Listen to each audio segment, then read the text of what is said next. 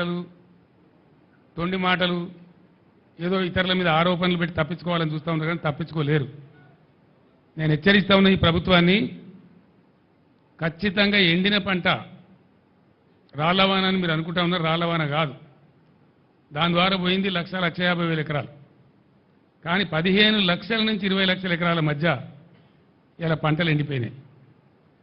నేను పర్యటించిన 4-5 గ్రామాలలో, నా పర్యటన లేని గ్రామాలలో కూడా రైతులు అడ్డం వచ్చి ఆ బెదిర కావచ్చు, గంగాధర కావచ్చు, ఇంకో చోట ఎండిపోయిన వరి చేలు తీసుకొచ్చి అడ్డం తిరిగి బస్సు ఆపి వాళ్ళ చేతికి చెప్తా ఉన్నారు, సార్ మా ఊళ్ళో 600 పోయింది, మా ఊళ్ళో 800 పోయింది, మీదికి పొలం పచ్చగా కనబడుతుంది కానీ మొత్తం కింద పర్రెలు పెట్టింది చూడమని చెప్పి నన్ను పొలం లోపల దాకా తీసుకుపోయి చూపెట్టినారు. ప్రతి పంట ప్రతి దగ్గర ఇదే పరిస్థితి. దీనికి ఏంది, నీటి నిర్వహణ సామర్థ్యం లేక, దాన్ని ఎట్లా వాడానో తెలియక, వైఫల్యం, ప్రభుత్వ వైఫల్యం ఒక కారణం.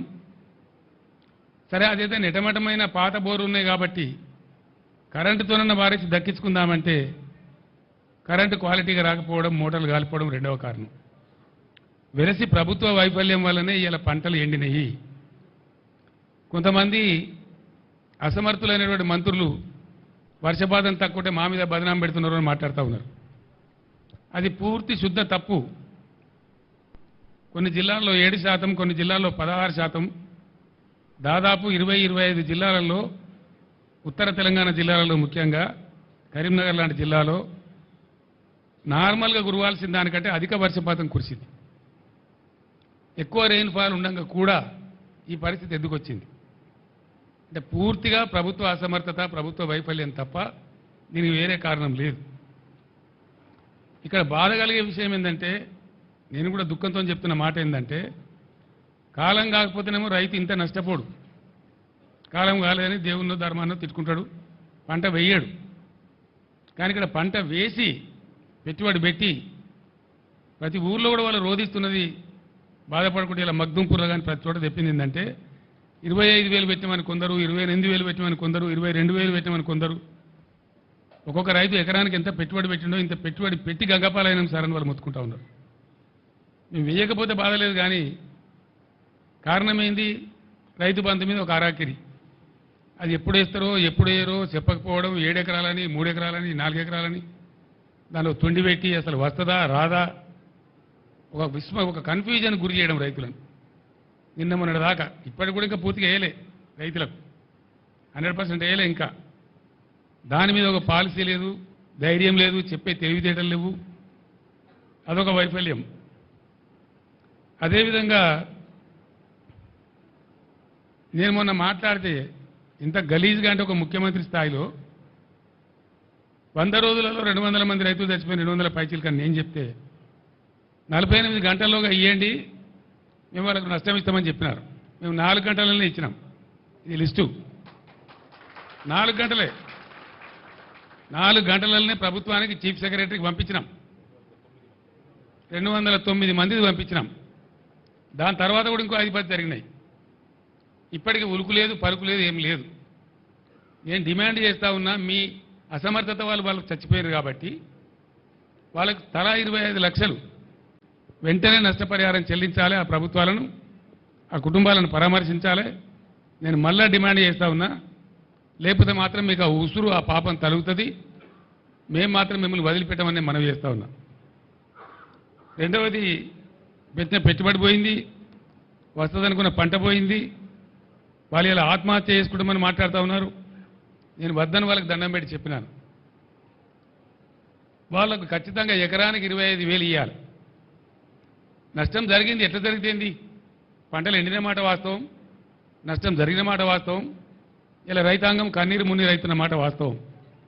15-16 లక్షల ఎకరాలంటే చిన్న విషయం కాదు. ఇది న్యాచురల్ కలామిటీ కంటే కూడా పెద్దది. Bigger than any natural calamity. కాబట్టి ఈ సందర్భంలో ప్రభుత్వం కాకపోతే వాళ్ళని ఇవ్వలాదుకోవాలా? దానికోసం మేము డిమాండ్ చేస్తూ ఉన్నాం. మీరేదో తప్పించుకుంటాం అనుకుంటే మీ వీపులు విమానం మొత్తం మోగిస్తారు ప్రజలు, మిమ్మల్ని మాత్రం వదిలిపెట్టరు. మీ డ్రామాలు నడవాయని కూడా నేను మనవి చేస్తూ ఉన్నా. నేను కూడా 4 నెలల దాకా నా నోరు తెరవలే. మన సూర్యాపేటలో నేను చెప్పిన 4 మాసాల దాకా నేను తెరవలే. టైం ఇవ్వాలి కొత్త ప్రభుత్వానికని మాట్లాడలే. వాళ్ళు ఎన్ని పిచ్చి పిచ్చి ఆరోపణలు, ఎన్ని పిఆర్ స్టంట్లు, వాళ్ళకు తొత్తులుగా ఉన్నటువంటి కొంత మీడియా ఎవరైతే ఉన్నారో అన్ని అడ్డగోలు వార్తలు రాయించి ఏం చెప్పినా కూడా మేము మాట్లాడలే. గంభీరంగా ఉన్నాం, పరిస్థితిని గమనించుకుంటూ ఉన్నాం, మంచి చెడ్డలు ప్రజలకు కూడా తెలవాలనే ఉద్దేశంతో ఉన్నాం. మేము మాట్లాడలే. మేము చెప్పేది ఇలా ఎండిపోయిన పంటలు వట్టిగా తమాషగా చెప్తే మీకు ఎండిపోయిన పంటలు రైతులు ఇచ్చిన ఫోటోలు ఇవి. మేము తీసినవి కావు. మేము పోయే వరకే పెట్టుకొని ఉన్నారు వాళ్ళు. మేము పోయిన గ్రామాలలో ఎన్ రూట్లో పెట్టుకొని ఉన్నారు.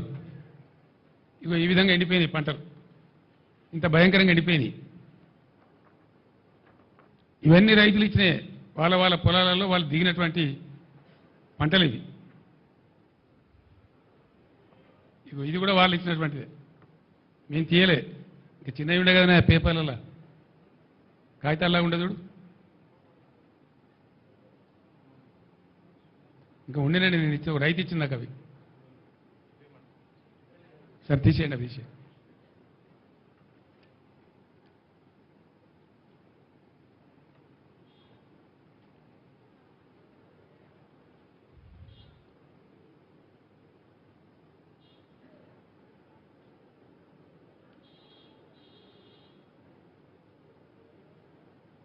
ఇంకా తమాష ఏంటంటే ఆ ముఖ్యమంత్రి మాట్లాడతాడు, నేను సూర్యాపేట జిల్లాకు పోతే అక్కడ నీళ్ళు కాలువలు వదిలింది. తెల్లారే ఫోన్లు వచ్చినాయి, సార్ మీరు బస్సు వాపసు పోగానే మళ్ళీ నీళ్ళు కూడా వాపసు పోయినాయి అని చెప్పి. అక్కడ ఒక డ్రామా. సాగర్లో ఇప్పుడు కూడా డెడ్ స్టోరేజ్ మీద 14 టీఎంసీలు నీళ్లు ఉన్నాయి, 7 టీఎంసీలు మీద ఉన్నాయి, 7 టీఎంసీలు కింద ఉన్నాయి. ఎందుకు వాడతలేరు? వాడు కేఆర్ఎంపీ ఎవడు మనకేమైనా వాడు భాష, వాడు ఓన్లీ సమన్వయకర్త రెండు రాష్ట్రాల మధ్య, వానికి మన మీద పెత్తనం ఎందుకుంటుంది అని చెప్తే ఎన్నో రోజుల నుంచి ఎండబెట్టి నాగార్జున సార్ లెఫ్ట్ కెనాల్లో నీళ్ళు వదులుతారు. నేను చెప్పితే నేను ఇటు వస్తున్నా, కరీంనగర్ వస్తున్నా అని ప్రకటిస్తే మొత్తం కూలిపోయిందని మాట్లాడినటువంటి కాళేశ్వరం పంపులు ఆన్ చేసి వరద కాలువలోకి నీళ్ళు వదులుతారు. వదులుడు కాదు, సిగ్గు లేకుండా ముఖ్యమంత్రి మాట్లాడతాడు. ఏం మాట్లాడతాడు? కేసీఆర్ గారు మాకు ముందే చెప్పచ్చు కదా నీళ్ళు వదలాలని. ముఖ్యమంత్రి నేనా మరి నువ్వా? ఇవాళ రాష్ట్రానికి ముఖ్యమంత్రి ఇవ్వాలి. నీ ఇంజనీర్లు ఏం చేస్తాను, నీ కథ ఏం చేస్తాను, నీ డిపార్ట్మెంట్ ఏం చేస్తుంది, నీ ఇరిగేషన్ మినిస్టర్ ఏం చేస్తాడు, నువ్వేం చేస్తావు? ప్రభుత్వం నీది కదా, ప్రజలు నిన్ను కదా గెలిపించిండ్రు, ముందే చెప్పాలి కదా మాకుంటాడు. మన సూర్యాపేట నుంచి బయలుదేరి మొదలు పెడితే నేను ఎల్లి నుంచి మళ్ళీ ఏలటి వరకు 3 కాలువల నీళ్ళు వదిలేదు. ఇదేం కథ మరి? ఈ తెలుగు ముందెక్కడ పోయింది? ఎందుకు వదలలేదు? ఎందుకు 1000 ఎకరాల పంటలంటే కొట్టిండ్రు? నాగార్జున సాగర్ కాలువ కొద్ది రోజుల ముందిచ్చుంటే, ఒక 20-25 రోజుల ముందిచ్చుంటే అనేక 1000 ఎకరాల పంట ఒక్క తడి కోసం ఎదురు చూసే పంట బతికేది. వరద కాలువ కింద కూడా ఏడాదికి 20-25 రోజుల కింద వదిలి ఉన్నట్టయితే ప్రతి గ్రామంలో కొన్ని 100 ఎకరాల పంట దక్కేది. బాధ కలిగేది ఎక్కడ అంటే